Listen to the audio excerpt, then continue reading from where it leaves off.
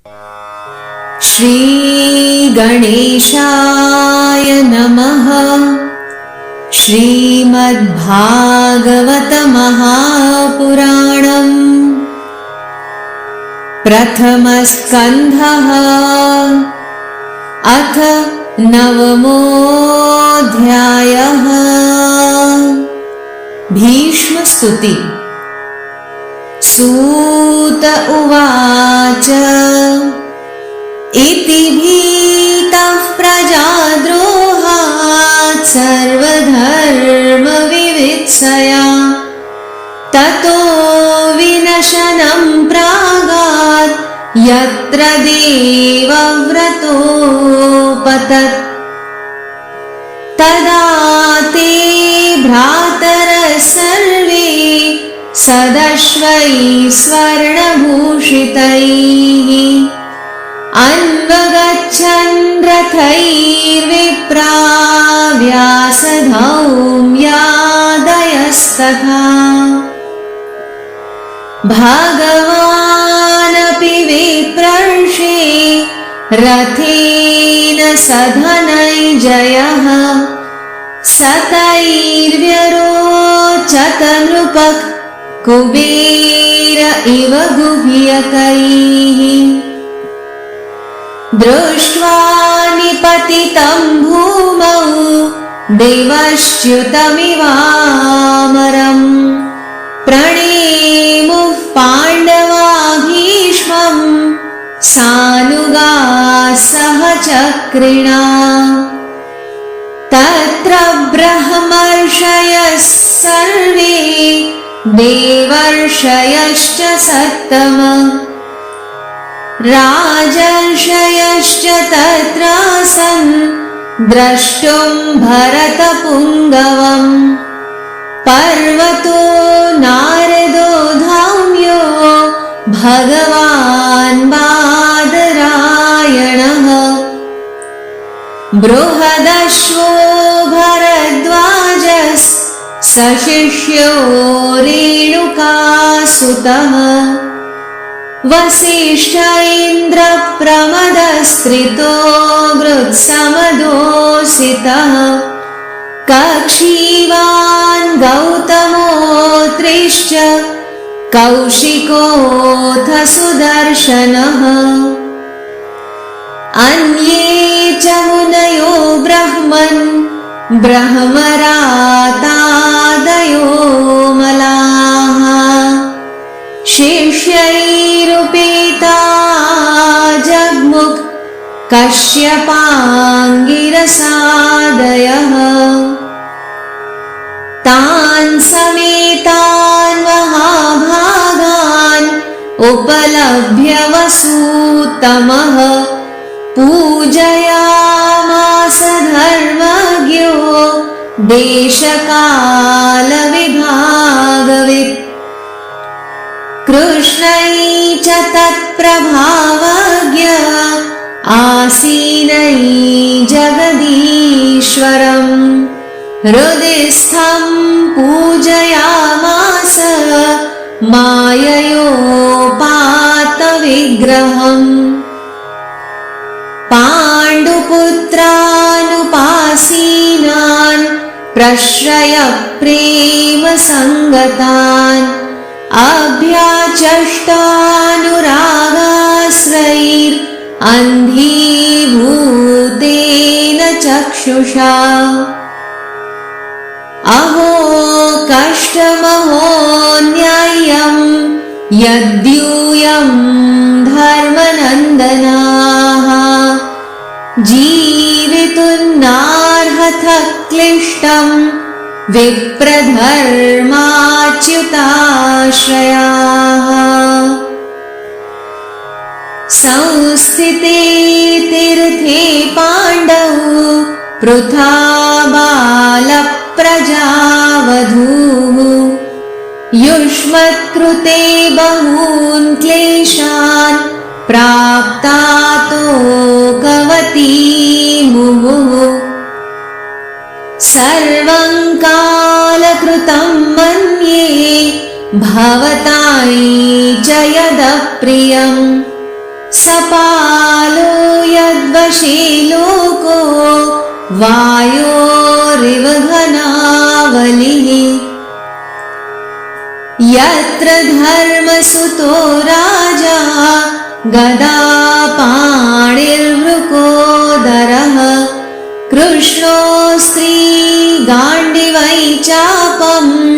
सुहृत्कृष्णस्ततो विपत्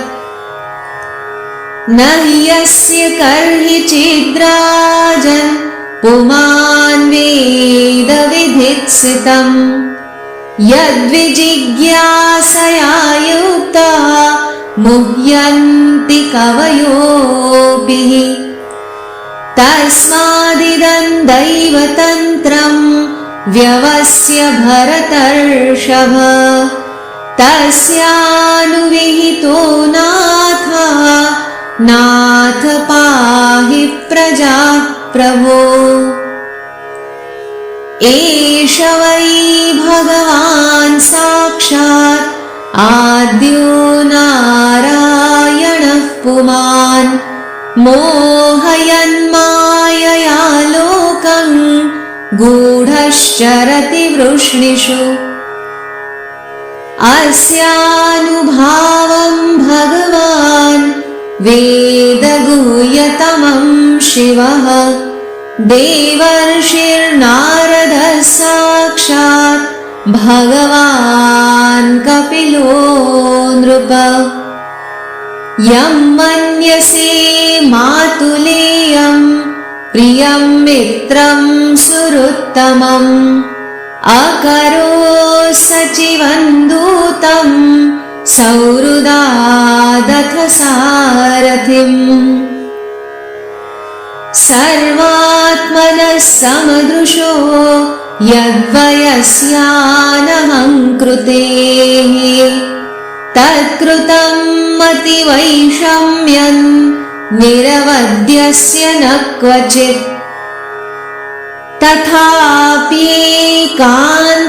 तथाप्येकान्तभक्तेषु पश्य भूपानुकम्पितम् यन्मे सुस्त्यजतः साक्षात् कृष्णो दर्शनमागतः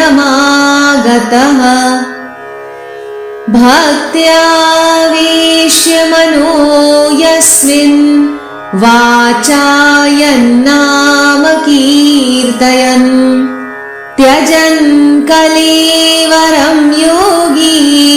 मुच्यते कामकर्मभिः सदेव देवो भगवान् प्रतीक्षताम् कलेवरं यावदिदं हि नोम्यहम् प्रसन्नहासारुणलोचनोल्लसन्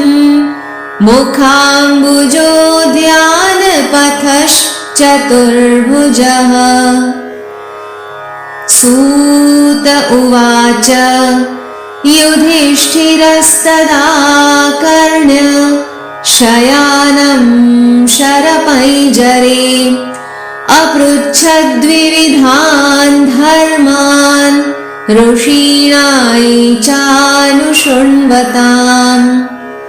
पुरुषस्वभावविहितान्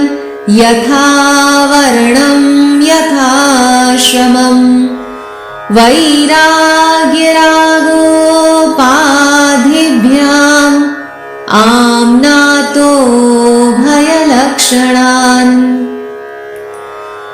दानधर्मान् राजधर्मान् मोक्षधर्मान् विभागशः स्त्रीधर्मान् भगवद्धर्मान् समासव्यासयोगतः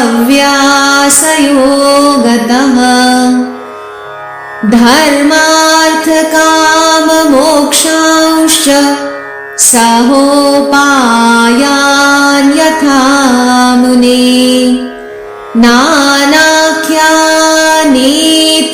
नानाख्यानेतिहासेषु वर्णयामास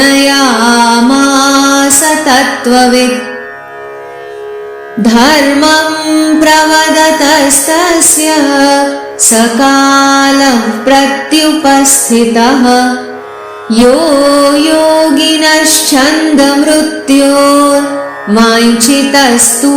योगिनश्छन्दमृत्योर्वाञ्छितस्तूतरायणः तदोपसंहृत्य गिरःसहस्रणीर्विमुक्तसङ्गं मन आदिपुरुषे कृष्णे लसत्पीतपटे चतुर्भुजे पुरस्थिते मीलितदृग्व्यधारयत् विशुद्धया धारणया हताशुभस्तदीक्षयैवाशुगतायुधव्यथः निवृत्त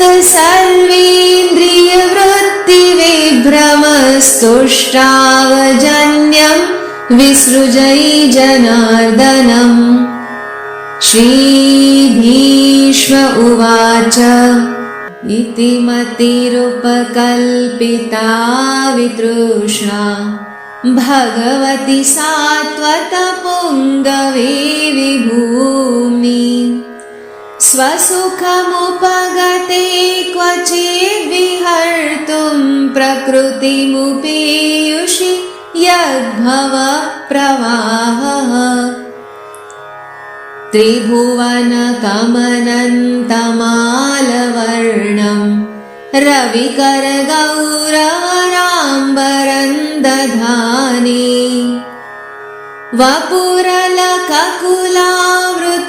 वपुरलककुलावृताननाब्जं विजयसखे रतिरस्तु मे नवद्या युधितुरगर्जो विधूम्रवेश्वक् कचलुलितश्रमवार्यलङ्कृतास्ये मम निशितशरैर्विभिद्यमानत्वचि विलसत् कवचेस्तु कृष्ण आत्मा सपदि सखिवचो निशम्य मध्ये निजपरयोर्बलयोरथन्निवेश्य स्थितवती परसैनिकायुरक्ष्णा हृतवती पार्थ सखीरतिर्ममास्तु व्यवहितपृतनामुखन्निरीक्ष्य स्वजनवधाद्विमुखस्य दोषबुद्ध्या कुमतिमहृदात्मवेद्यया यश्चरणरतिः परमस्य तस्य मेस्तु स्वनिगममपहाय मत्प्रतिज्ञा मृतमधिकर्तुमवप्लुतो रथस्थः धृतरथचरणो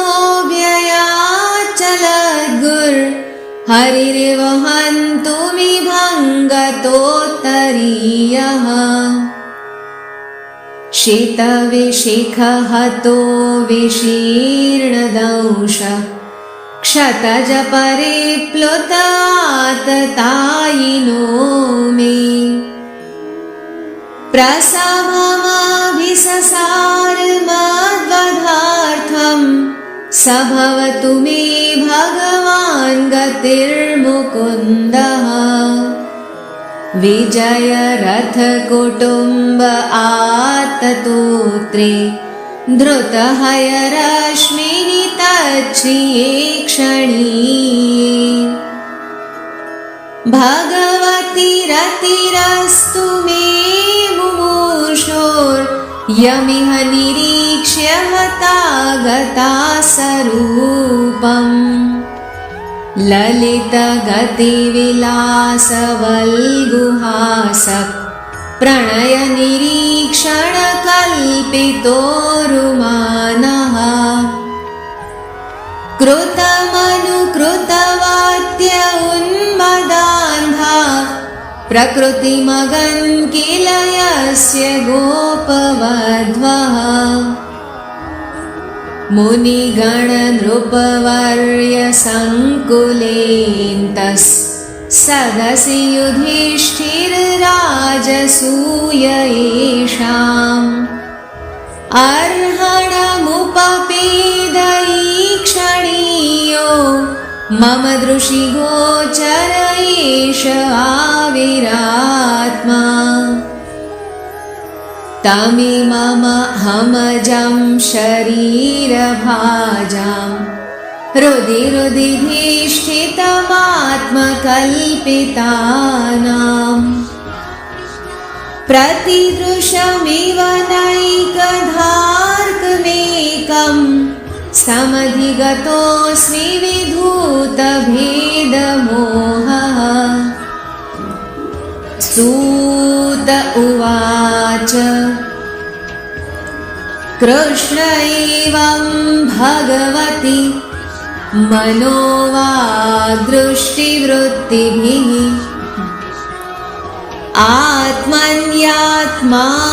आत्मन्यात्मानमावेश्य सोऽन्तश्वास उपारमत् सम्पद्यमानमाज्ञाय भीष्मं ब्रह्मणि निष्कले सर्वे बभूवुस्ते तूष्णीं वयांसि वदिनात्यये तत्र दुन्दुभयोनिदुर्देवमानववादिताः शशंसुस्साधवो राज्ञां खात्पेतुः पुष्पवृष्टयः तस्य निर्हरणादीनि सम्परेतस्य भार्गव युधिष्ठिरः कारयित्वा मुहूर्तं दुःखितोऽभवत् तुष्टुवुर्मुनयो कृष्णं तद्गुह्यनामभिः ततस्ते कृष्णहृदया स्वाश्रमान् प्रययुः पुनः ततो युधिष्ठिरो गत्वा सह कृष्णो गजाह्वयम् पितरं सान्त्वयामास गान्धारी च तपस्विनीम् पित्रा चानुमतो राजा वासुदेवानुमोदितः चकार राज्यं धर्मेण पितृपैतामहं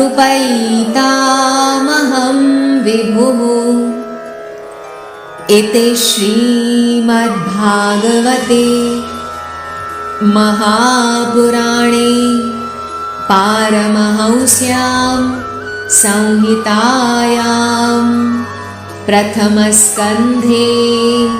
युधिष्ठिरराज्यप्रलम्भो नाम नवमोऽध्यायः। ॐ